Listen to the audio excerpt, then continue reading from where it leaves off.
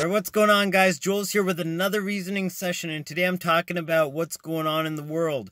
Like, we're moving forward, and we're actually seeing a new era being born. Come now and let us reason together. Come now, we can talk it over. And I wanted to share something that I read in the oracles of Zechariah, talking about the potential of what this world is actually going to look like once we actually achieve this kind of oneness with Source, when everybody's actually walking with Source, and we're not relying on, right now a lot of people are still relying on the media for answers, but even now people are starting to turn to real information, and they're starting to tap into their heart space. They're starting to look to esoteric knowledge and the prophets, and even mediums. Like, I could talk about, there's plenty of entities that use mediums and impersonate characters. You got to go with your own heart space. Once you tune into that and you really tap into what's true, what's false is not even going to cut it for you anymore. But once we tap into that heart space, we are actually starting to embody more of that fulfilled end result when everybody's walking with Source. There will be no need for external information. There will be no need to get your information from a third party. You can go directly to Source, straight to your heart, and Source will be telling everyone anything anyway. So Zechariah says in the 13th chapter, starting at verse 3, "And it shall come to pass that when any shall yet prophesy, then his father and his mother that begat him shall say unto him, You shall not live, for you speak lies in the name of Yahweh." In fact, people are going to be so in tune with their own heart space that even this man's father and mother that begat him shall thrust him through when he prophesies. Man, that sounds pretty harsh. And it continues, "And it shall come to pass in that day, the prophets shall be ashamed, every one of his vision, when he has prophesied."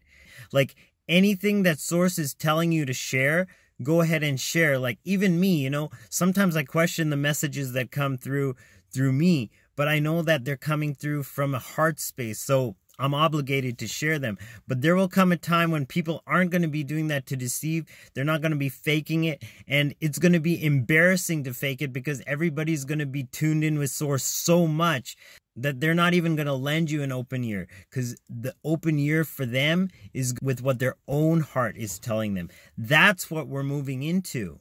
There's no comparison. Like, once you get the real deal, no medium can suffice.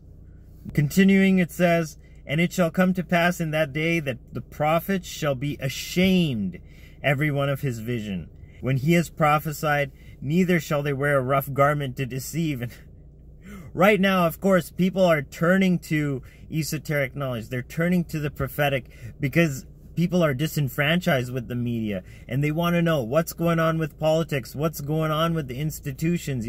Are people going to wake up? Are we going to hell in a handbasket? What is the outcome? So people are waking up, and of course, it's a step from where we've been to actually start to seek the messengers of Source.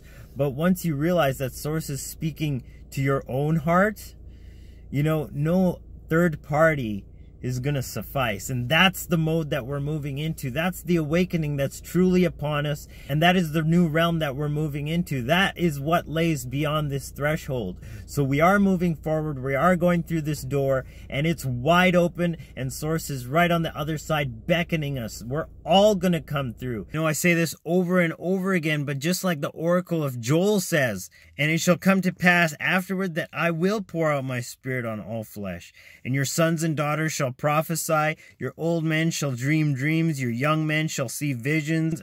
Man, I'm a living testimony of that, and I'm sure other people are starting to realize that these horizons are just broadening, and we're starting to actually experience more and more of the causal realm in our day-to-day experience, and that's what we're headed towards. They're going to know that there actually is this essence that pervades all life. And I'm not saying everybody's going to be on board.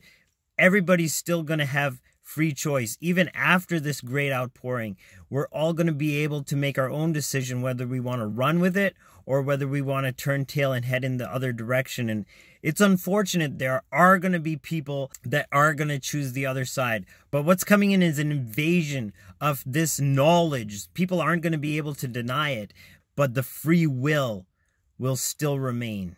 As the oracle of Habakkuk says, "For the earth shall be filled with the knowledge of the glory of Yahweh, as the waters cover the sea." Now, we're not talking about the sea covering the earth.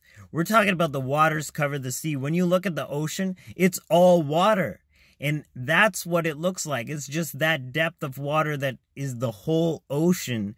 That's what it's going to look like. And it doesn't say that the whole earth is going to be filled with believers. It talks about the whole earth just being filled with the knowledge. Like I said, people are still going to have the free will, whether they want to be on board with this or not. Those of us that are moving with this trend and we're actually seeking absolute oneness and the highest step. You know, Source has been leading people all along, step by step, line upon line, precept upon precept. You know, of course, first you had the Roman Catholic Church, and mind you, they have their own issues. And then one day Martin Luther had his revelation that, you know, penance is not necessary because God is saving everybody through faith. And once you establish that faith, you know, that led to the next step with the Calvinists and then the Methodists and then the Adventists. And all throughout that growth process, people have been building up. And as people build, you have new revelations. And right now we're getting a new outpouring, and this outpouring is unlike anything that the world has ever seen before. So I'm glad to be a part of it. I hope you are too.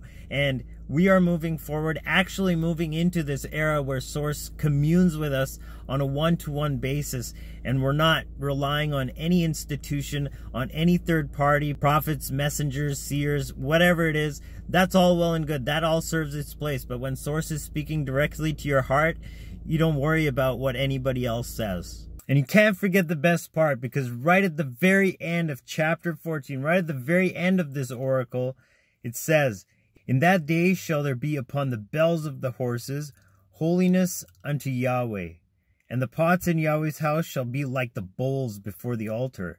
Yea, every pot in Jerusalem and in Judah shall be holiness unto Yahweh of hosts. And all they that sacrifice shall come and take of them and seed therein. And in that day there shall be no more the Canaanite in the house of Yahweh of hosts." Now what that actually means is it's talking about the inscription that used to be on the mitre of the high priests of the Temple of Jerusalem. What it said was Kadosh la Yahweh, which literally means separate for Yahweh. And what it's saying here is it's using an analogy. It's saying in that day when this actually all goes down, upon the bells of the horses it will be written this.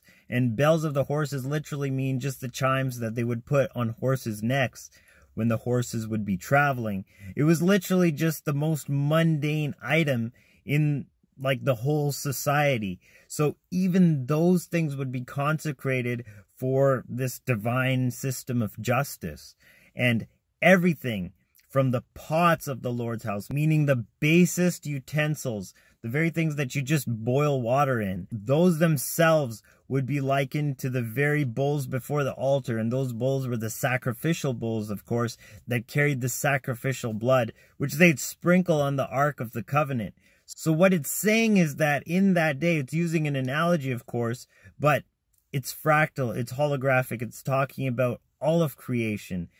Everything from the lowest to the highest is all going to be consecrated for this purpose. We literally are going to see the whole world flooded in this knowledge. That's what we're heading into. That's what we're heading into.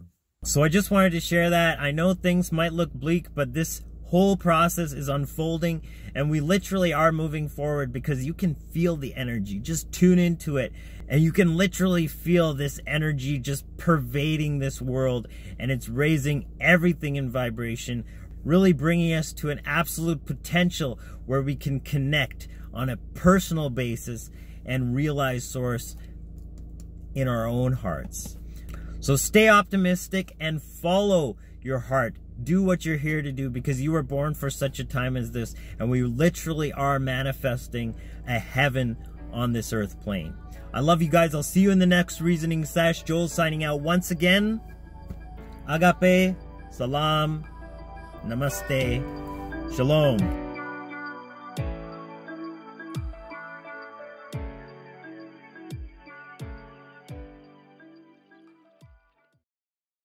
Don't tell me nobody's flying now. That's like the 5th plane that's gone by.